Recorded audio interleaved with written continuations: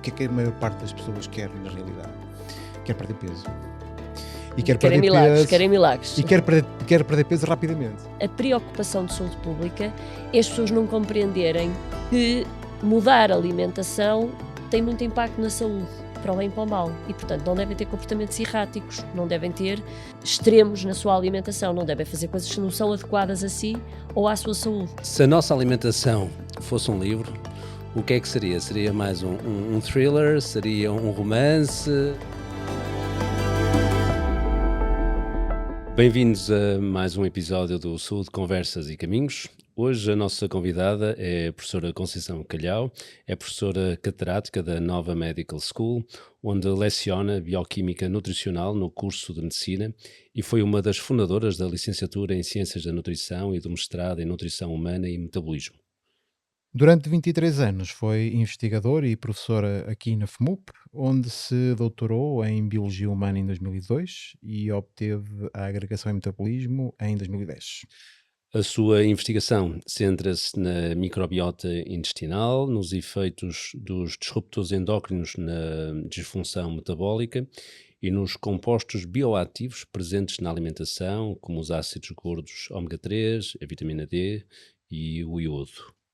Em 2024, publicou o livro Deixemo-nos de Tretas, a Ilusão da Comida Saudável, onde aborda criticamente mitos e conceitos erróneos sobre alimentação saudável e dietas milagrosas.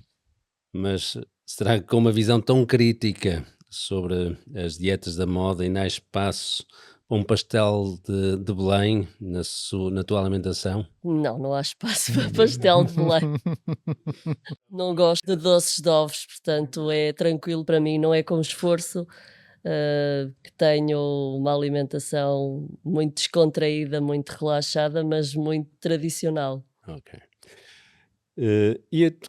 Começaria com uma pergunta exatamente sobre a questão de um dos temas que sei que é um dos temas de eleição, principalmente atualmente em termos de investigação, que é o microbioma. Tens dedicado muito, particularmente nos últimos anos, à investigação sobre o microbioma. Explica-nos um pouco o que é isso e de que forma é que é relevante para a nossa saúde individual.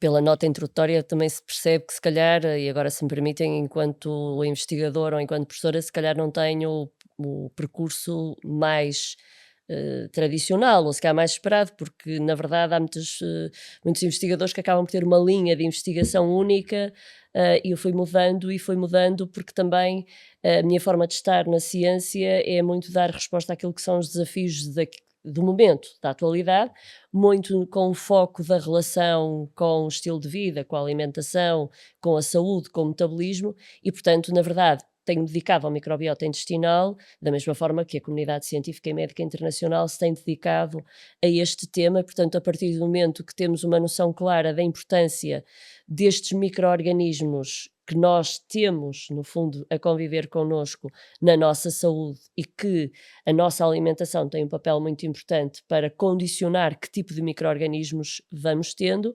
Na verdade, houve um determinado momento que começamos também a ter perguntas de investigação neste tema. O que é o microbioma? Portanto, e que muitas vezes agora se calhar até dizemos, bom, isto agora é moda. Não é moda. A verdade é que nos últimos 15 anos passamos a ter muito mais capacidade analítica, portanto, em termos de metodologias de investigação, de conhecer mais sobre os micro-organismos. Eles sempre existiram, eles sempre coexistiram. Nós temos agora uma noção muito clara de que a evolução da espécie humana acontece à custa também daquilo que estes micro-organismos nos permitiram. Nós somos mais micro-organismos do que humanos, e isso é uma noção que temos sobretudo a partir dos anos 90, início deste século, o que é uma revolução para nós. Conhecer o genoma humano foi importante, mas não chegou.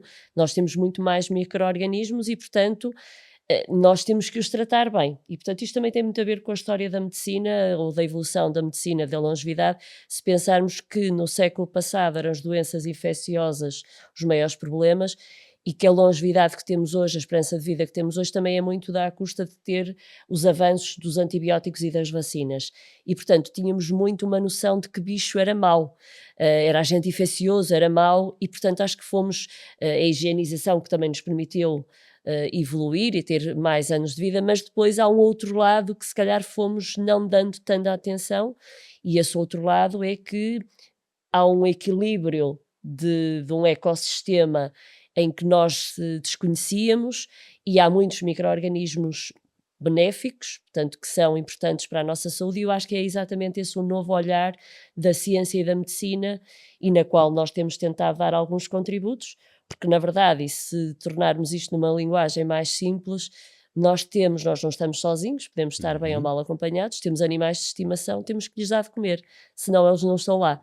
E de facto a alimentação de hoje, aquela da a ilusão da comida saudável e o quanto as pessoas se alimentam mal, também se traduz depois na prática de não termos dado atenção a dar de comer a animais que são bons, e portanto temos muitas vezes também uma forte associação com as doenças de hoje.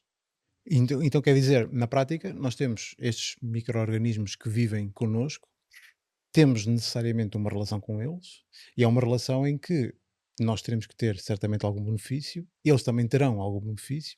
Como é que nós podemos estimar essa relação e cuidar dessa relação?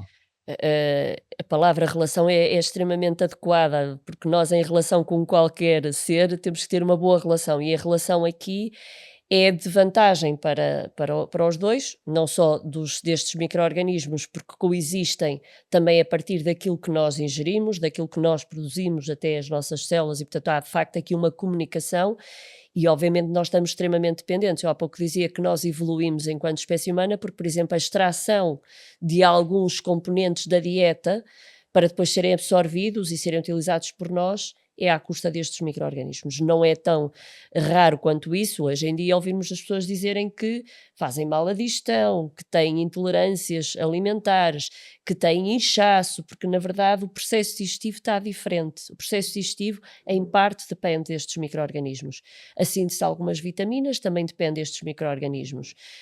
A ativação de alguns componentes da dieta também está dependente destes micro-organismos. Portanto, nós humanos, nós hospedeiros, temos uma muito forte ligação a estes micro-organismos. E depois há uma relação ainda mais importante, se calhar, até do que esta da alimentação, que é do sistema imunitário. Portanto, o sistema imunitário, durante os primeiros 2 anos de vida, é a fase da aprendizagem deste sistema que é tão importante para a nossa defesa, para nós conseguirmos atacar o que é de atacar, conseguirmos tolerar o que é para tolerar, e, portanto, aquela fase de aprendizagem dos 2 primeiros anos de vida acontece numa forte e boa relação com estes micro-organismos que apresentam ao sistema imunitário aquilo que é estranho ao organismo, mas que não é uma ameaça, e o que é uma ameaça. E, portanto, hoje temos muito a evidência científica de que as doenças no adulto, por exemplo, autoimunes, podem ter aqui uma ligação, uma associação forte com o sistema imunitário que não teve uma boa aprendizagem. Estava agora, falaste na questão do ecossistema. Durante muito tempo, nós pensávamos nos processos, nas doenças, enquanto processos meramente, diria eu, quase fisiopatológicos. A inclusão desta dimensão do ecossistema vem mudar um pouco o modo como nós olhamos para as doenças, como pensamos as doenças, não apenas como uma relação como processos, mas como processos num contexto, neste caso, um contexto que envolve uma multiplicidade de agentes. Uh, os mecanismos moleculares associados à doença, e acho que é muito, quer dizer, que é fácil para nós nos lembrarmos desse cronograma. Durante muitos anos nós ouvíamos muito falar do stress oxidativo, portanto os agentes antioxidantes eram de facto um tema importante. Hoje, já além desse, temos muita inflamação. Portanto, a inflamação crónica não resolvida, portanto, a inflamação crónica de baixo grau, é também quase que um denominador comum relativamente aos processos da fisiopatologia, aos mecanismos moleculares associados à doença. E sabe-se que este órgão microbiota, e quando falamos em microbiota e em micro-organismos, estamos a falar em diferentes territórios, mas maioritariamente podemos estar a falar do intestinal, e de facto tem uma posição muito importante relativamente ao processo inflamatório. Portanto, o processo inflamatório vem muito da inflamação quase que deste órgão, porque tem uma comunicação muito direta com o sistema imunitário. Temos o sistema imunitário e a inflamação com uma forte associação, portanto, que rapidamente conseguimos perceber que nesta lógica ou neste conhecimento da fisiopatologia, esta dimensão do microbiota é extremamente importante não ser negligenciada. Obviamente também não será a única questão que se deve dar em atenção, mas é uma questão muito importante. Há bocadinho eu dava o exemplo das doenças autoimunes no adulto, e não é tão invulgar quanto isso de termos uma doença autoimune e muitas vezes não fazer nenhuma associação à saúde intestinal, e portanto tem uma doença autoimune como, por exemplo, quer da tiroide, quer até a artrite reumatoide, e não fazer uma associação de que a doente tem doença inflamatória do intestino, tem obstipação, portanto tem o intestino já há muito tempo a sinalizar que de facto tem ali o processo em inflamação, e portanto obviamente que depois é preciso fazermos a integração destes territórios. Uhum. Uma possível resposta a estes problemas que, se calhar, podem não ser abordados habitualmente, pode ser as pessoas tentarem, sei lá, algum tipo de dieta especial, ou algum tipo de regime, algum tipo de. Invariavelmente, E o que é que. invariavelmente vai dar a isso. Exatamente, ou seja, no seu livro já aborda também essa questão, mas há perigo nesse tipo de dietas, o conceito da coisa milagrosa, de que é isto que funciona, e aquela coisa de dizermos funciona assim para toda a gente. Funcionou comigo, portanto vai funcionar para toda a gente.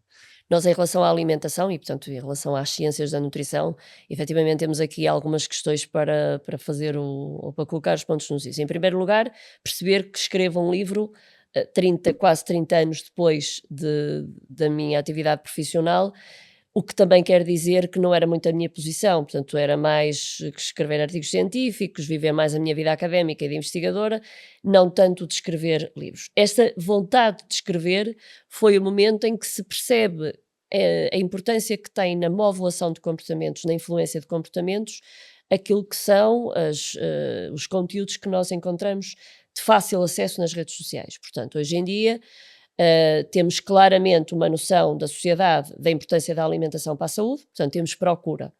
E a procura faz oferta. E, portanto, a oferta é aquilo que está disponível e de uma forma fácil e sem qualquer critério. E, portanto, foi um momento em que percebi que se calhar era o momento para contribuir numa outra versão e realmente escrever o livro.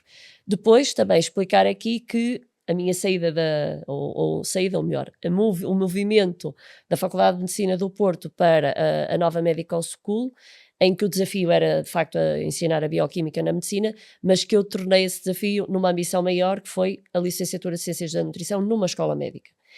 Exatamente por esta razão, e ainda agora eu dava o exemplo da doença autoimune com doença do intestino, é explicar a importância para a medicina de poderem estes dois profissionais, o médico e o nutricionista, trabalharem, primeiro, a falar a mesma linguagem, e para isso é importante na mesma escola, saberem o que cada um pode fazer, mas sobretudo o mais importante é o doente.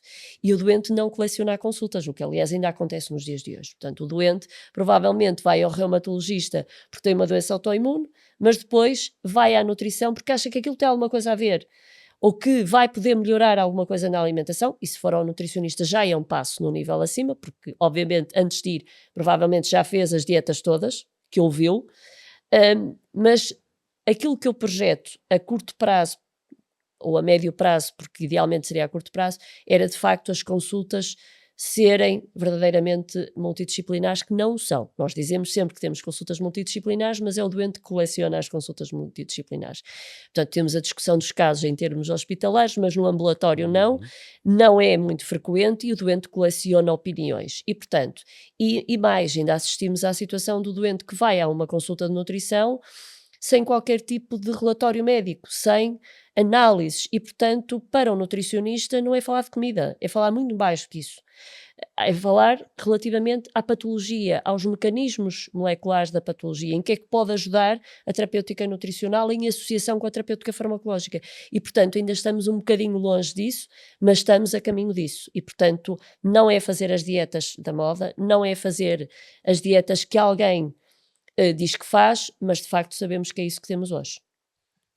Pegando um bocadinho na questão agora que abordaste da questão desse teu movimento mais para sul, para a nova Medical School, pronto, em que abordas um bocadinho o que isso acresceu em termos digamos, de abordagem interdisciplinar, né, em termos de processos formativos, mas pronto, com uma expectativa também em termos depois de prática clínica. Eu pensava agora no seguinte, a Faculdade de Medicina criou recentemente, portanto, iniciou este ano uma nova licenciatura em Saúde Digital e Inovação Biomédica. Temos também o exemplo de uma outra escola de Ciências Médicas, o ICBAS, também cobre outras áreas. A nova, agora também com a licenciatura em Ciências da Nutrição.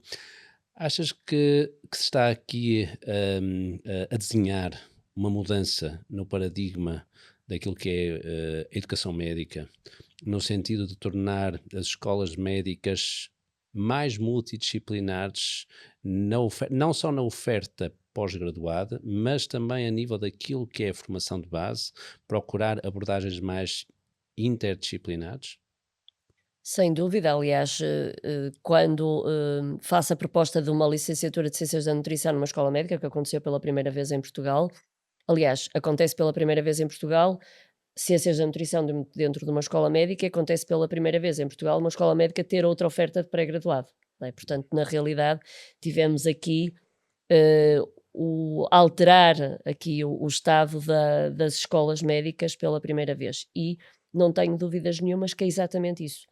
É tentarmos aproveitar aquilo que é o cerne, portanto, o foco do ensino médico, e podermos ter estes profissionais a conviverem, a falarem a mesma linguagem, a terem a mesma formação, e eu acho que isso é a rentabilização do conhecimento e a articulação do conhecimento, portanto, acho que foi só o começo. De facto, havendo esta abertura e esta capacidade até de haver mais um componente mais multidisciplinar e que se traduz depois em mais conhecimento disponível, depois podemos pensar como se pode passar essa melhoria para o doente. Principalmente através das mensagens que nós transmitimos, e volto outra vez à questão das dietas, mas acima de tudo, porque a noção que se tem, se calhar, é que o que é que a maior parte das pessoas quer na realidade? Quer perder peso. E quer Querem perder milagres, peso, querem milagres. e quer perder peso rapidamente. Pois, isso também é, isso é. Hoje, qual é que é o problema? Se calhar o perder peso rapidamente é de facto um milagre, não é? E há uma coisa que exige trabalho, agora, e que exige trabalho e esforço. Agora com soluções farmacológicas, vamos dizer assim, que permitem chegar lá, mas depois a mim, se calhar, vejo às vezes, mesmo as tentativas para perder peso e ter e acima de tudo que isso seja sustentável a longo prazo, uma modificação da dieta também a longo prazo. Isso implica a introdução de outro tipo de produtos, etc. Hum, ou seja, na sua opinião, qual é o papel também da sociedade no geral e provavelmente até de um ponto de vista político, na introdução deste tipo de conceitos na própria sociedade e na cultura portuguesa, e também na promoção destes estilo de vida saudável com determinados ingredientes, porque este planeamento de refeições é difícil. Se calhar há ingredientes que são muito mais baratos e que têm uma qualidade mais duvidosa. Estas opções são opções que as pessoas têm que fazer no dia a dia. Como é que podemos Pois, aqui já pensar temos nisso e várias ajudar? questões a debater. Quer dizer, se calhar começando até logo para esclarecer esta última, temos sempre a indicação de que, temos a ideia ou o mito de que a alimentação adequada, para não utilizar a palavra saudável, porque Sim, também dieta e saudável já são duas coisas um bocadinho corrompidas, mas tem sempre a ideia de que é mais caro. Portanto, eu não sei até que ponto é que as pessoas fazem de facto a contabilização dos gastos da melhor maneira. Em primeiro lugar, se eu for ao supermercado, e para fazer o exemplo muito prático, se eu for ao supermercado entre as 7h30 e as 8h30 da noite, provavelmente o que é que eu vejo nos carrinhos de compra? Provavelmente é o refrigerante, é aquele pão recheado de chocolate, é a pizza, é a lasanha, é o fast junk food. Ou seja, as pessoas também tendem querem fazer rápido, mas compram essas coisas. Eu não posso dizer que o refrigerante é mais barato que água. Eu não posso dizer que a lasanha seja propriamente mais barata do que comprar uma lata de feijão frade e outra de atum. Quer dizer, não, eu acho que é desmistificar à partida esta questão, é comer, se calhar, menor quantidade e comer melhor. E comer leguminosas não é propriamente mais caro. E comer o arroz, a batata, o feijão, não é comer tofu, não é comer seitã, não é comer iogurte vegetal ou beber bebida vegetal. Quer dizer, há aqui uma coisa muito artificial em cima da alimentação e isso de facto é mais caro. Portanto, em primeiro lugar, sem dúvida nenhuma, que é clarificar que não é mais caro. Por um lado. Por outro lado, aqui esta questão de se nós temos todas estas movimentações em relação à alimentação, e portanto eu até explicar logo aqui numa escola médica, se tivéssemos uma terapêutica farmacológica a ser ensinada com a terapêutica nutricional, por exemplo, ajudaria para agora compreendermos porque é que politicamente é importante olhar para a obesidade de forma mais séria. Ainda agora vinha a perceber os números para 2050 sobre a obesidade e, portanto, isto não há muita novidade. Estão-se sempre a somar novas projeções e nunca são melhores. Na verdade, fizemos um grande avanço para o tratamento da obesidade, em primeiro lugar na questão cirúrgica, portanto temos o tratamento cirúrgico para a obesidade, já foi um avanço. Obviamente isto tem custos, obviamente isto traduz o fim de linha, portanto uma obesidade com muitos anos, e depois temos agora o avanço farmacológico. Ora, nenhuma destas situações deve negligenciar a base que é a alimentação, a atividade física, o estilo de vida. Porque sabemos, por exemplo, em relação à terapêutica farmacológica, os doentes que hoje em dia têm acesso, e que devia ser uma reflexão do Estado, porque é um investimento, contribuir para Claro. que eles percam peso, estão de certeza a prevenir as outras doenças que vêm a seguir, mas a verdade é que isto teria necessariamente que passar por exercício físico e alimentação, porque se pararem de tomar um medicamento, vão aumentar mais de peso. Perdem peso, perdem muita massa muscular. E, portanto, não podem perder a massa muscular. É um investimento estar a fazer o fármaco, devem estimular a massa muscular. E, ao mesmo tempo, criar hábitos alimentares adequados, porque senão é estarmos sempre a achar que vamos trabalhar o tema da obesidade com uma solução, e não é com uma solução. Já não falando da própria prevenção. Portanto, politicamente, investir na prevenção ou na promoção da saúde é só demagogia. Ao longo de todos estes anos, o que é que nós mais ouvimos falar? Só ouvimos falar da alimentação quando há eleições, ou quando há politicamente um momento que é importante. De resto, nós só falamos da doença. É evidente, como se costuma dizer, quando a casa está a arder, não se tem tempo para cortar a relva. Porque a casa está sempre a arder. Nós estamos sempre com emergências de saúde.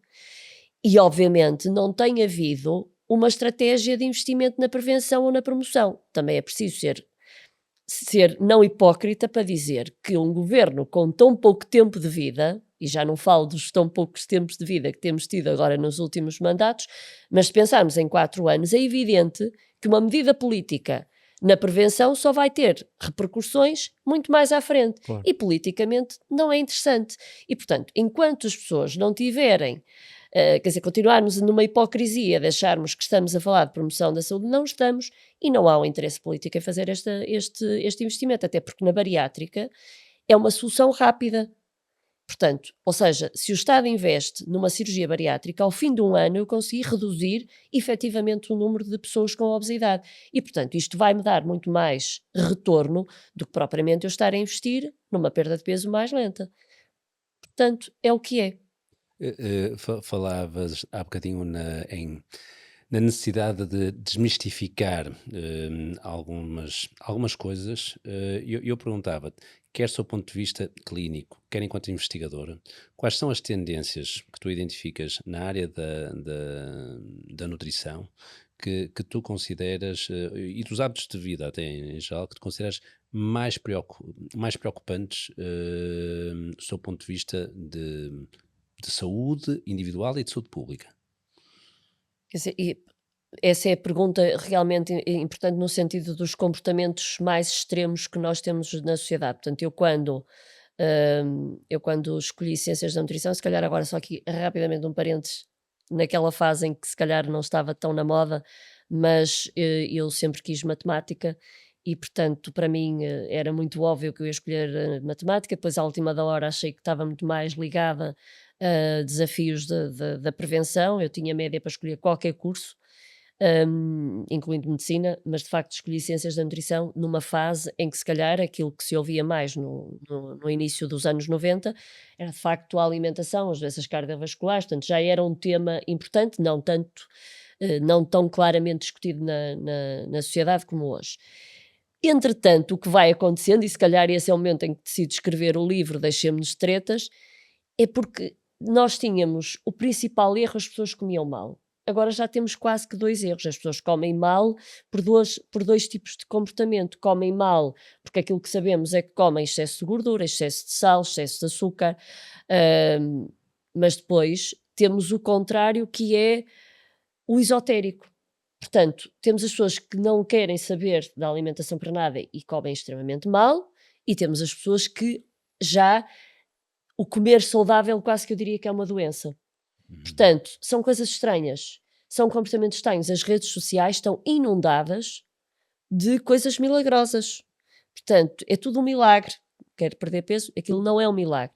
E, portanto, na verdade, a preocupação de saúde pública é as pessoas não compreenderem que mudar a alimentação tem muito impacto na saúde, para o bem e para o mal. E, portanto, não devem ter comportamentos erráticos, não devem ter extremos na sua alimentação, não devem fazer coisas que não são adequadas a si ou à sua saúde. E, portanto, e se pensarmos que quando se fazem as descobertas dos medicamentos são compostos farmacologicamente ou biologicamente ativos, a Uhum. alimentação tem milhões de coisas biologicamente ativas e, portanto, não é indiferente eu comer uma coisa ou comer outra. É evidente que a ação do biologicamente ativo pode não ser aguda, a não ser uma intoxicação alimentar, mas vai ter consequências. E, portanto, levar um bocadinho mais a sério e que a alimentação não é uma moda, é uma ciência. E isto eu acho que estamos nessa fase ainda de transformação, e daí eu dizer no livro que vem pôr os pontos nos is, porque isto é ciência, não é moda, e de facto preocupa-me porque são coisas de saúde pública. Eu vejo nas redes sociais pessoas a levarem indivíduos que têm excesso de peso, ou excesso de peso até pouco, a passar os fins de semana com 72 horas de jejum, quer dizer, isto é um bocadinho extremo.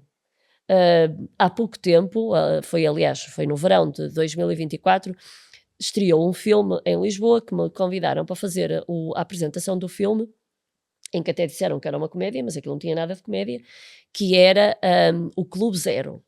E o Clube Zero era, e eu acho que o filme é extremamente pedagógico. É um colégio privado que contrata uma pessoa da área da nutrição para ensinar os estudantes daquele colégio a terem hábitos alimentares adequados para a saúde. Portanto, quase que era um programa extracurricular, mas queria transformar a performance dos estudantes. Moral da história: a professora de início, e para mim que sou da bioquímica, ouço todas as intervenções dela e bioquimicamente estão corretíssimas. Ela apelava a comer menos à noite, a fazer escolhas alimentares mais adequadas, mas ela foi conquistando a confiança dos meninos e num determinado momento já não era só comer pouco, era também não comer algumas das refeições, era não comer alguns dos dias e depois era zero. Moral da história: os miúdos morreram, mas moral da história no fim é como é que escolheram esta pessoa para a escola? Nas redes sociais é que tinha mais seguidores. Portanto, esta é logo a primeira moral da história que se deve tirar. Quem é que é de facto o líder da opinião e competente? É o que tem mais seguidores? É o que tem mais coisas esotéricas nas redes sociais? Não. E depois o extremo e a capacidade de manipulação dos miúdos relativamente a estas matérias. Portanto, o filme até está muito interessante, mas de comédia tinha nada, não é?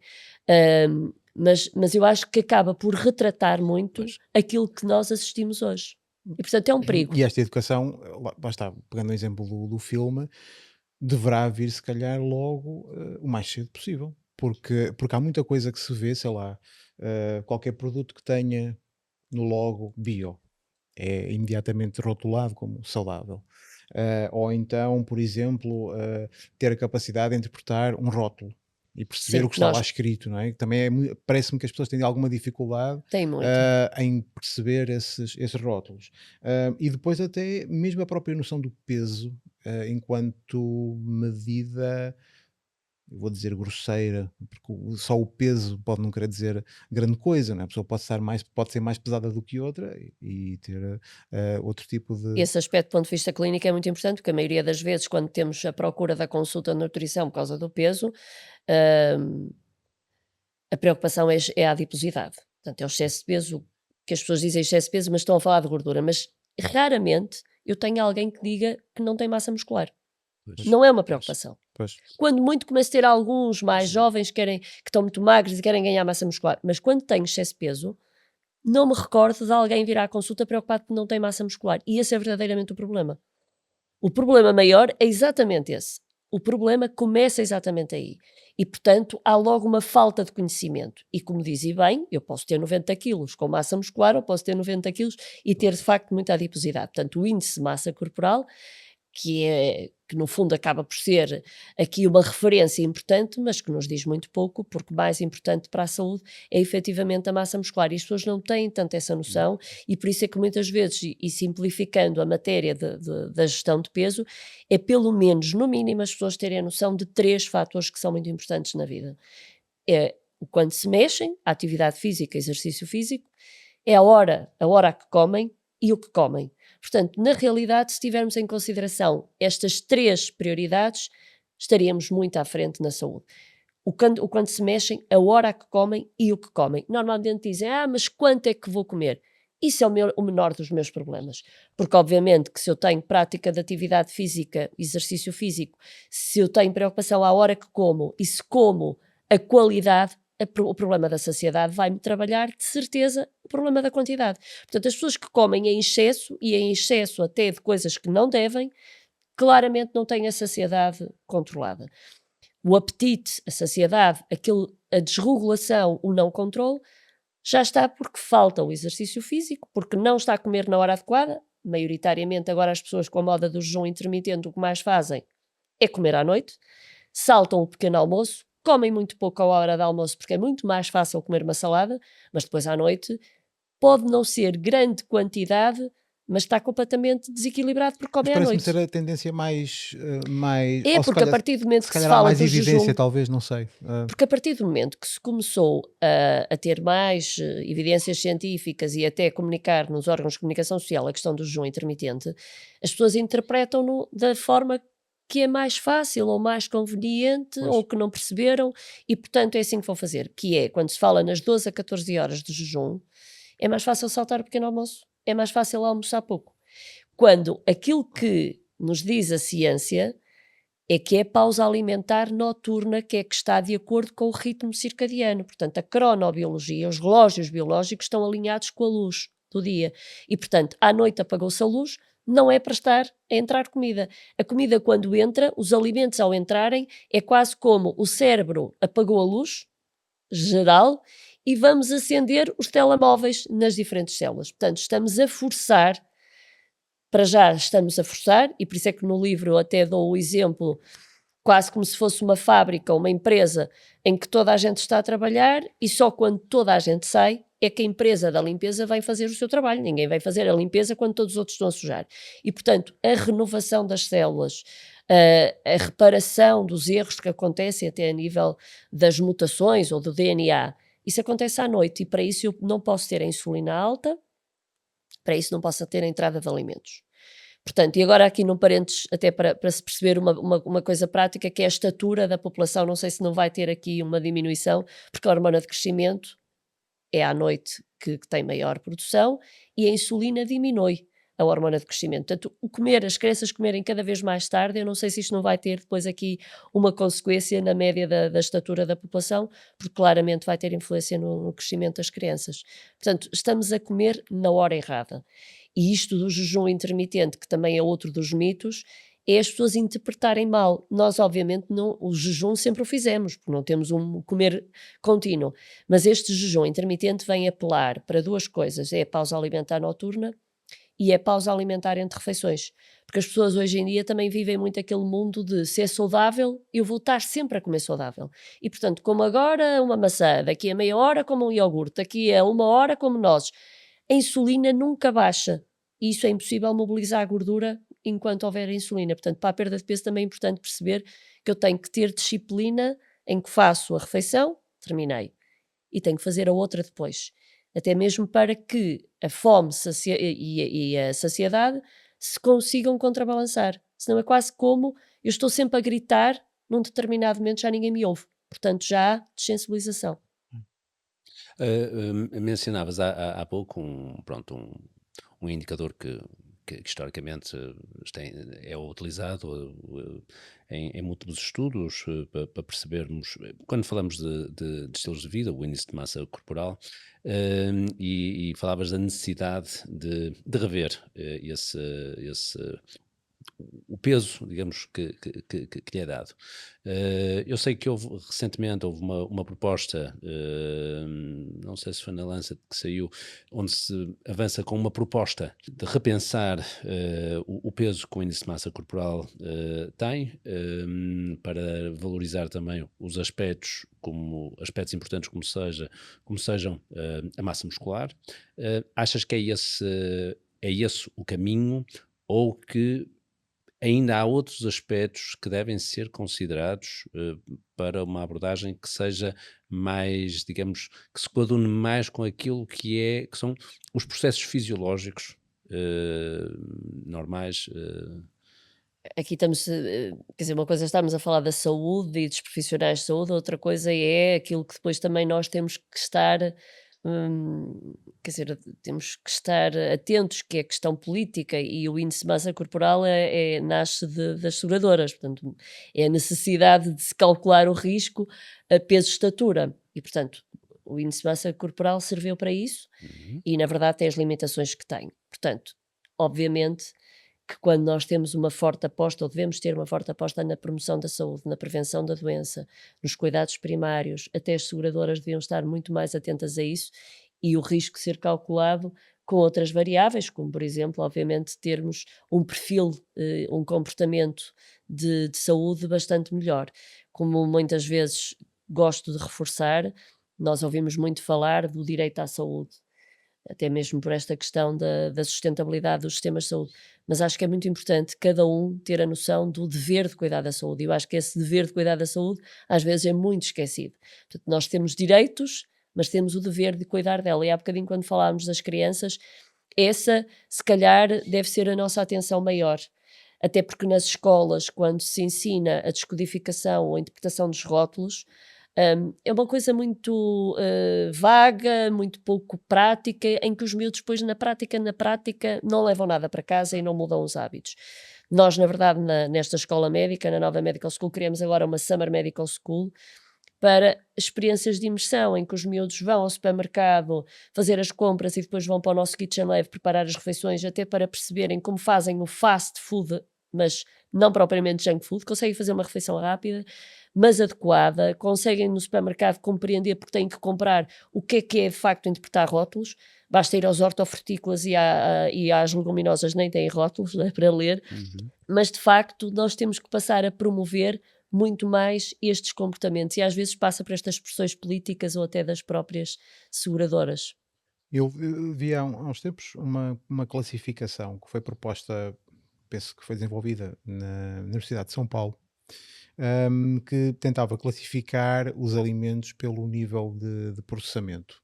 Eh, Os piores no topo eram os ultraprocessados, ultraprocessados, e depois os naturais, vamos dizer assim. Ahm, Na tentativa precisamente de ter uma ferramenta que fosse mais fácil de interpretar, e só tinha 4 níveis, se não estou em erro, que fosse mais fácil de interpretar para quem está a fazer a compra. O processamento da comida é um problema neste momento, de facto, a questão de ser o natural, e já agora aproveito, natural congelado. Eu há bocadinho passei a parte dos bios e essa também estava feita na pergunta e não respondi. E é um bom ponto, porque nós também atualmente estamos quase que a achar. Portanto, uma coisa é o alimento ultraprocessado com características nutricionais desadequadas, outra coisa é generalizar e quase que matar a indústria alimentar. Pois. Portanto, a indústria alimentar, ainda bem que existe, até para dar resposta, até para dar mais segurança. Portanto, nós evoluímos muito do ponto de vista tecnológico e, portanto, não vamos andar para trás. Portanto, acho que é importantíssimo dizer isto, porque hoje em dia quase que a indústria passou de repente a ser o vilão, ou até a dizer quase que é culpa da indústria aquilo que se assiste hoje. Isto em primeiro lugar. Em segundo lugar, se eu tenho um alimento bio ou até com indicação de natural, sobre tudo isso, ou homemade, não é? Feito em casa, isso também é um bocadinho importante desmistificar. Primeiro lugar, como eu costumo dizer, o cianeto é natural e mata, portanto, o facto de ser natural não me dá uma segurança. Depois, a questão de ser processado também não tem necessariamente que ser mau. Eu estou a pensar, um iogurte, leite fermentado, é um alimento processado. O queijo é um alimento processado. São alimentos maus? Não. Agora, se eu tenho um ultraprocessado, se eu tenho um alimento cheio de açúcar, de gordura saturada, de sal, é mau. Mas eu também posso ter um alimento cheio de açúcar, cheio de sal e de gordura saturada feito em casa, só com ingredientes naturais. E, portanto, aliás, eu até acho que começo exatamente o meu livro com um bocadinho que tem humor, um humor negro, a descrever o que eu estava um dia a ouvir no carro, alguém que na rádio explicava como é que se fazia em casa, portanto, tudo com ingredientes naturais, uma barrita de chocolate saudável. Então aquilo era só gordura saturada e era só açúcar. Mas porque era feito em casa, provavelmente, então se um faz bem, 10 faz melhor. Portanto, claramente é importante nós percebermos que isso não é verdade. A indústria alimentar pode ser bem condicionada, muito importante, até porque qualquer medida que nós temos num produto a nível da indústria alimentar tem um impacto enormíssimo. Portanto, se eu consigo reduzir o teor de açúcar nos alimentos, eu tenho muito mais impacto do que até na nutrição clínica, em que só faço a minha intervenção numa pessoa. Portanto, não é. Nós precisamos ter ferramentas para ajudar as pessoas, se calhar até as crianças, é mais fácil nós começarmos por aí, porque é muito importante as pessoas saberem escolher. E agora, eu até pensaria o seguinte: tu há bocadinho falavas na questão da procura condicionar a oferta. Se nós começarmos também a adotar, pronto, isto pode ser um bocadinho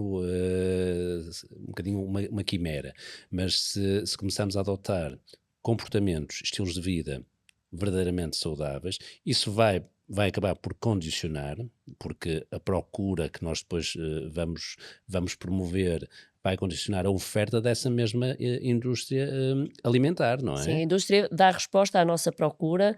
Obviamente que,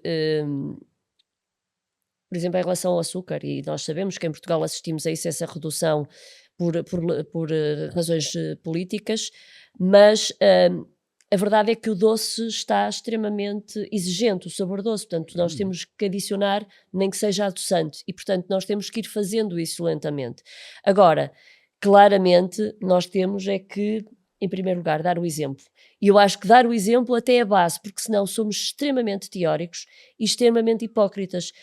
Eu vejo muito nos congressos em que estou, que maioritariamente são da área da saúde, e os coffee breaks são completamente desadequados. Isso já é uma coisa que me irrita um bocado, porque eu como aquilo que me apetece e posso até nem comer nada, e não vai ser aquilo que de certeza vai interferir na minha saúde, mas aquilo é o não, como eu costumo dizer, é o não estar concordante. Portanto, temos de ser coerentes.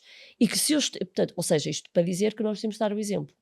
O Uhum. exemplo é cada um de nós dar o exemplo nas suas atitudes. E isto, o exemplo que eu vos dei, é frequentíssimo. É eu estar, como ainda estive há muito poucos dias atrás, em reuniões em que se fala em healthy food, healthy food, healthy food, era a nível internacional, e o coffee break não tinha nada de adequado, não é de saudável, não tinha nada de adequado. Portanto, isto parece-me tudo um bocadinho estranho, não é? É um bocadinho má política, estamos a Sim. falar de uma coisa e a fazer outra. E há uma questão cultural também importante, não é? Porque nós temos séculos de um determinado tipo de comida, de doces, por exemplo, que é uma coisa tão forte, não é? Mas o doce é exceção, faz parte da festa, da comemoração, daquele momento, é a exceção, não é a regra. Portanto, eu até posso ter, mas tenho que ter oferta. Eu tenho que ter a possibilidade de escolha. Uma coisa é eu ter um pão com queijo para comer e ter os folhados, os pastéis, pastel de Belém. A outra coisa é só ter os folhados e não ter outra opção. Portanto, há muita incoerência.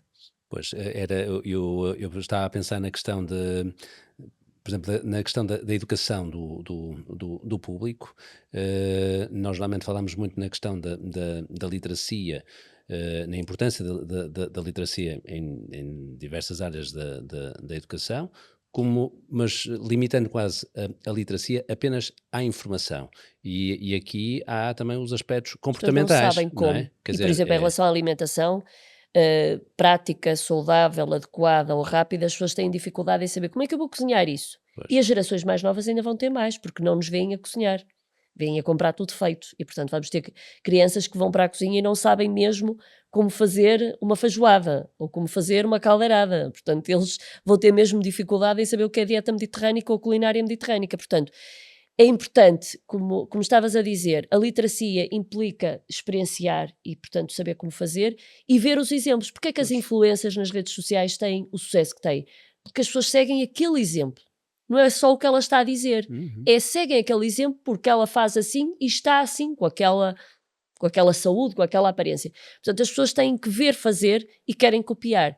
E quando eu digo uma coisa e faço outra, dificilmente vou ter a adesão ou quer que seja, porque não vou ser convincente. claro, A tecnologia pode ter um papel importante nesses Sim, a casos. inteligência artificial, aqui eu acho que mesmo para os cuidados primários, mesmo para a promoção da saúde, eu acho que vamos ter que caminhar mesmo para, nos cuidados primários, é fundamental este investimento que temos que fazer, na monitorização à distância, com marcadores de preditores de trajetórias, as pessoas, a medicina dos 4 Ps, que é aquela que é capaz de predizer, de prevenir, que é personalizada e participada, e o participada significa que se eu sei quais são as minhas vulnerabilidades, se eu sei como vou prevenir, e portanto isto é personalizado porque é meu, eu vou participar mais, ou seja, vou ter o dever de cuidar. E eu acho que é exatamente aqui que as tecnologias da monitorização podem facilitar. Nós temos em Portugal a monitorização da glicemia contínua apenas, ou maioritariamente nos diabéticos, isso era extremamente importante para todos podermos conhecer as respostas glicémicas que nos ajudariam a adaptar e a ser mais personalizado. E, portanto, eu acho que isso vai ser uma enorme ajuda. Eu lançava-te só uma pergunta da minha parte final em jeito de provocação, era se a nossa alimentação fosse um livro, o que é que seria? Seria mais um thriller? Seria um romance? Ou seria apenas um clássico? Eu até diria uma comédia, porque na realidade eu já me rio muito destas práticas, como às vezes, já há bocadinho quando falávamos do caseiro, quando as pessoas dizem eu faço, não como bolos, só como bolos caseiros, e eu costumo brincar a dizer os bolos não saem à noite, porque na realidade tem que se levar isto um bocadinho com algum humor, porque são coisas estranhas, as pessoas têm dificuldade em aderir àquilo que é mais básico, mais normal, quer dizer, mais clássico ou mais tradicional, são coisas estranhas. Se eu disser a alguém para tomar determinado pequeno almoço tem dificuldade, mas se eu disser a essa pessoa para fazer aquele pequeno almoço, mas antes fazer o pino, beber um copo de água a 37 graus e não morno, 37 graus, e com 4 gotas de limão, provavelmente aderem mais. E portanto eu diria que é uma comédia. O que é mais difícil de digerir? Fast food ou fake news de nutrição? Eu acho que as duas coisas estão exatamente no mesmo lugar e, portanto, é muito difícil de digerir e por isso as pessoas andam com dificuldade de digestão. Deve ser isso. E engolir sapos, como eu também muitas vezes digo, isso tem a ver também um bocadinho com a questão de gestão de stress, não é? Para termos saúde e as questões da personalidade, mas engolir sapos engorda. Porque também temos de ser capazes de fazer uma boa gestão de toda esta informação e do stress e de saber viver com mais saúde. Muito obrigada por ter aceitado o nosso convite. Esqueceram-se de dizer a minha idade na apresentação, porque acho que faz algum sentido as pessoas também perceberem que eu pessoalmente... enquanto mulher, não tenho mito, não tenho o preconceito de dizer que tenho 52 anos, portanto... Fica o registro. Fica o registro. Obrigado a todos aqueles que nos acompanham. Foi mais um episódio do Saúde, Conversas e Caminhos. Eu sou o Rui Amaral Mendes. Eu sou o Tiago Jacinto. Até ao próximo episódio. Até à próxima, obrigado.